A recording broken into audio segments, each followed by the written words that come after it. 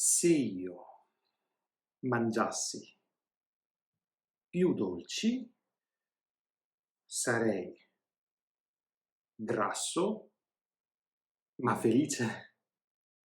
Cosa stai facendo, Paolino? Sto ripassando il periodo ipotetico del secondo tipo. Bene, bravo, perché oggi facciamo il periodo ipotetico del terzo tipo. Ma come no? Devo ancora capire meglio questo.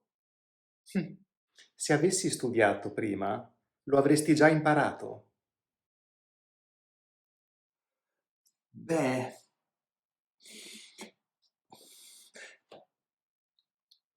se lei spiegasse più lentamente, io capirei meglio. L'ho detto, ecco, l'ho detto.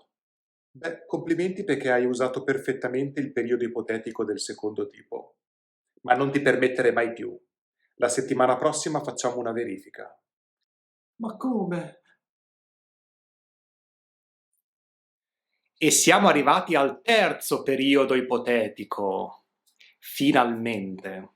Abbiamo visto che il periodo ipotetico è una costruzione usata per esprimere delle ipotesi. Il primo periodo ipotetico è il periodo della realtà, indica quindi una condizione che è certa o molto probabile. Se piove, non esco. È molto probabile che fuori piova, nella mia percezione, ed è certo che io non esco se piove. Il secondo periodo ipotetico è il periodo della possibilità. È usato per esprimere una condizione possibile. Se partissimo adesso, arriveremmo prima di sera. La condizione è possibile che partiamo adesso, ma non c'è certezza, non c'è una probabilità molto alta. Congiuntivo imperfetto nella condizione e condizionale semplice nella conseguenza. Questa costruzione del secondo periodo ipotetico è usata però anche per esprimere un'impossibilità nel presente, quindi non parlo di possibilità, ma impossibilità nel presente. Se io fossi un animale, sarei un panda. È impossibile, io non sono un animale, quindi non posso essere un panda. È un'impossibilità e il riferimento è nel presente. Infatti uso il condizionale presente. Arriviamo adesso al periodo ipotetico dell'irrealtà, il terzo periodo ipotetico. Questa costruzione si usa per parlare di una condizione che è impossibile e il riferimento è nel passato, quindi è qualcosa che non si è realizzato nel passato e il passato non si può cambiare. È impossibile cambiare il passato. Vediamo. Se avessi preso il treno, sarei arrivato in orario. È una condizione nel passato che non si è realizzata. Ah, se avessi preso il treno, sarei arrivato in orario. Però non ho preso il treno. Quindi è un'ipotesi nel passato che però non si è realizzata e non posso cambiare. È impossibile tornare indietro nel tempo. Se avessi preso il treno, sarei arrivato in orario. È un'impossibilità nel passato e quindi i tempi sono tutti nel passato. Usiamo un congiuntivo trapassato nella condizione introdotta dal se avessi preso il treno, e il condizionale passato nella conseguenza. Sarei arrivato in orario. Due informazioni importanti prima di cominciare. Il periodo ipotetico dell'irrealtà, il terzo periodo ipotetico, richiede l'uso di tempi verbali molto avanzati.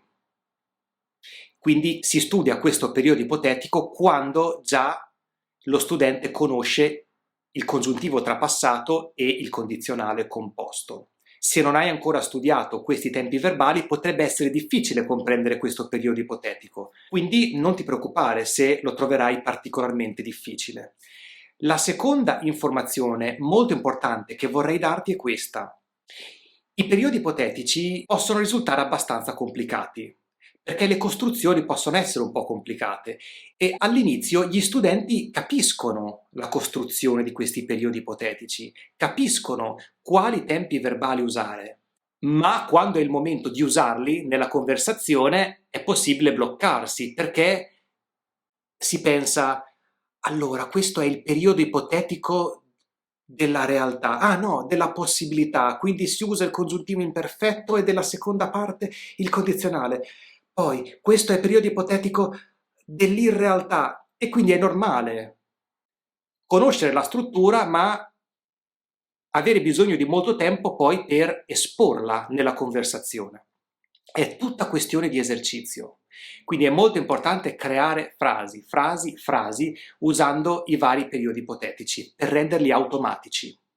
Vediamo degli altri esempi con il periodo ipotetico dell'irrealtà. Parliamo quindi di impossibilità nel passato.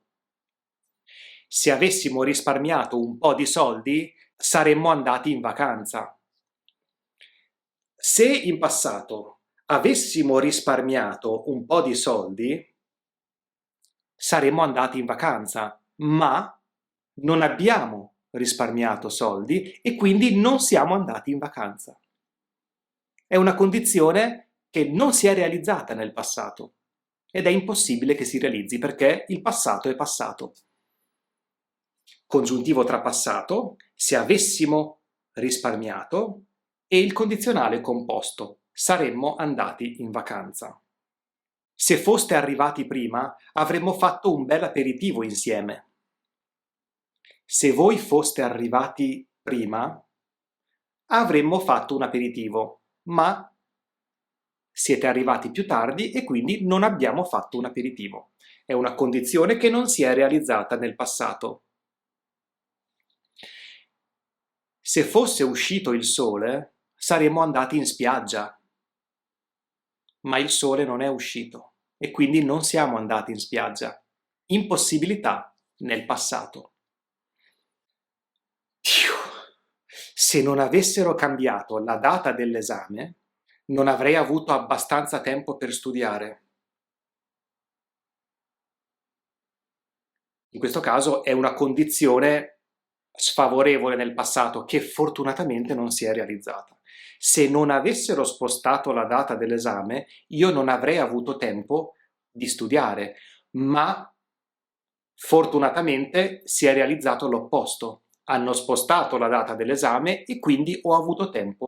Spero che anche questo video ti sia piaciuto e ti sia stato utile. Ti ricordo di iscriverti al canale e cliccare sulla campanella per ricevere una notifica ogni volta che pubblico un video nuovo. Non vedo l'ora di leggere i tuoi commenti. Ci vediamo molto presto.